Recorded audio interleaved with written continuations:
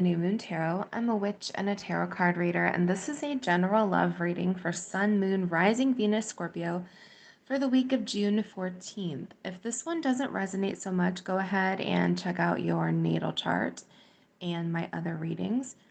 If you happen to be a cross watcher, keep in mind that the energies might be reversed for you.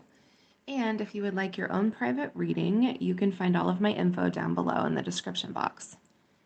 So, I have a feeling that you have left or are leaving or will leave a very dramatic relationship. Five of Wands, lots of conflict here, drama, fighting, arguing in a relationship. Five of Swords. Fives indicate conflict. You have two of them here. Five of Swords can be manipulative behavior. It can be somebody getting in your head or being all up in your head about a situation. Swords are usually about logic, thought. Ace of Swords. You may have had a nasty revelation about somebody, realized that somebody had lied to you. This is also cutting somebody off, but the Ace of Swords usually indicates something that kind of drops out of the sky at you. For a lot of you, you're dealing with a liar. So let's go ahead. We're going to take a look at this person's energy. We're going to take a look at you because you have a new relationship coming in. You have a new energy that you can access. So let's go ahead and we'll deal with the past, and then we will talk about the future when we look at your cards, okay? So here's what the deal was. We've got this Knight of Swords. This is Aquarius, Gemini, Libra energy, but more broadly, it's somebody who is reacting. They're running out on you, maybe running back in. Knight of Swords is very impulsive, very reactive, and not necessarily having a plan. It's just sort of running in and running out of a situation without much thought here. I think that's the kind of person you were dealing with. We have the Seven of Swords in reverse. Seven of Swords is that lying, cheating, stealing, sneaky, shady behavior card. In the reverse, it's revealing something or finding something out. It's like seeing right through somebody. With that Ace of Swords energy there, I have a feeling that something came out or you found something out about this person that you didn't necessarily like. Probably with the Six of Wands. So that is a victory card. It's getting attention or affection or recognition. This may be somebody who's a bit of a flirt, or it may be somebody who's very attention hungry, and you got the sense like you were feeding this person attention and, dropping everything whenever they would kind of impulsively come in. It's that kind of pay attention to me, look at me kind of energy. It wasn't necessarily that healthy, I think, in your relationship. This person feels very much like they're in it for themselves. And they kind of come and go as they darn well please. And that's probably not how a relationship should work, a healthy one at least. We also have in their energy the Hierophant in reverse. This is Taurus, so you could have been dealing with the Taurus. At its heart, that card is about structure.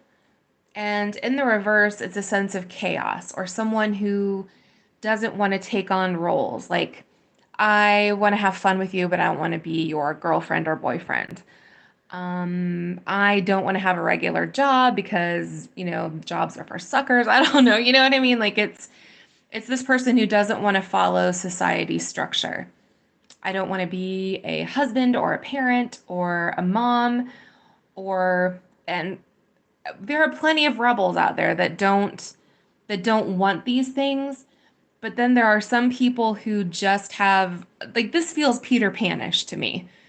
Like, I don't want to grow up. I don't want to have a regular job. I don't want to own anything. It's just this person kind of pushing back and not wanting to be an adult, essentially. We have the Queen of Wands in reverse, Leo, Sag, Aries energy. So you could have been dealing with a fire sign. Queen of Wands, in the upright, she's very social. She uses her social contacts, She handles her business. In the reverse, it's like a mean person, like socially mean, like a gossip. It can also mean somebody who doesn't take any action. With the 7 of Cups showing up right next to it, this may be somebody like, I'm going to start my own business tomorrow, but tomorrow never comes. Or I'm going to, get my degree in whatever, but you've never enrolled, right? It's kind of a dreamy energy with this person. Dreamy, impulsive, probably a lot of fun, but not someone who's capable of being in an adult relationship, taking responsibilities for their actions, making a plan, making a goal. And it's okay to be a rebel, but I think in this aspect with these cards, it's somebody who it isn't being rebellious, it's being lazy. That's what I sort of feel like. I'm going to dream about it, talk about it, think about it, but I'm not actually going to do it. And that's where, the rubber meets the road, right? You can dream all you want, but it's not going to get you anywhere unless you take the action to get that way. This may be even somebody who's like, we're going to get married, someday in the future at some unknown point, but I'm not going to make any actions or get an engagement ring or you know what I mean? I'm not going to make any concrete plans here, but I'm going to make wonderful promises. So, yeah, that's kind of what this person is in a nutshell. Let's take a look at the new relationship. Now that we've dealt with the past and we have that out of the way, we have the High Priestess, Pisces energy. So you could be dealing with a Pisces, and if you were not dealing with a Pisces or are not going to be dealing with a Pisces, this is intuition. The High Priestess is a very reflective card, very powerful card. She's about intuition, looking within, consulting your higher self, listening to your dreams. I really like High Priestess energy. I love how her eyes are closed.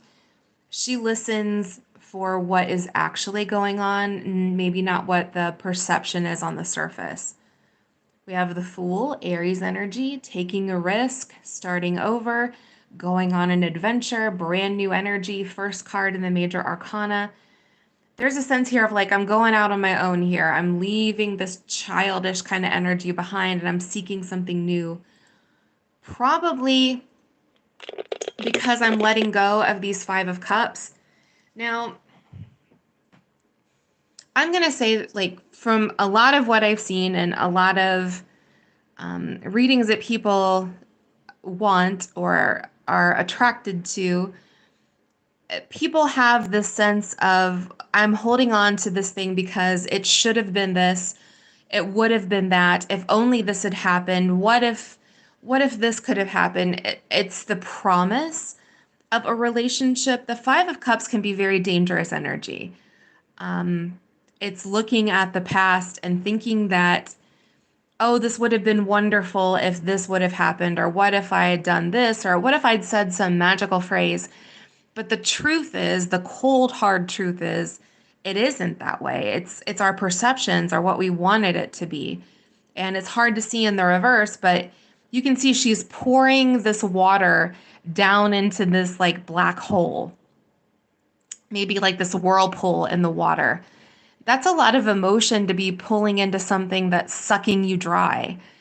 And it's important to remember that, like, we can look at the past, make sense of it, absolutely, mourn it, absolutely, but don't get lost in thinking that, somehow magically this will work out for you. Sometimes that's not the case.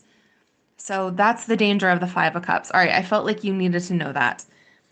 And maybe if you are second guessing yourself about this or you're unsure of starting a new relationship, you may need to think about that a little bit. Let's look at your other cards here. We have the 3 of Pentacles, which is a dating card. It's a friendship card. You may even meet this person at work or through work, but it's also collaborating with somebody, cooperating. You see how they're building this tapestry. You're going to be building a pretty serious, pretty solid relationship. 7 of Pentacles. This is putting time and effort and energy into a connection, building it from the ground up, like the way that you would grow a tree or you would grow a plant. It's not something that, boom, happens overnight. A relationship requires a lot of work and effort. You have to prioritize it, along with the Two of Cups, which is a real deep connection with somebody. So you have a pretty serious relationship coming in. I do think that you need to let go of the past. Um, this seems to be somebody who did not want a commitment. All right, let's look at your oracle cards here. Follow the white rabbit. Curiosity meets opportunity. So be very curious about people that you come into contact with. Be open. Don't don't live in that Five of Cups energy here. Follow your own good advice. Trust yourself. You know what is best for you.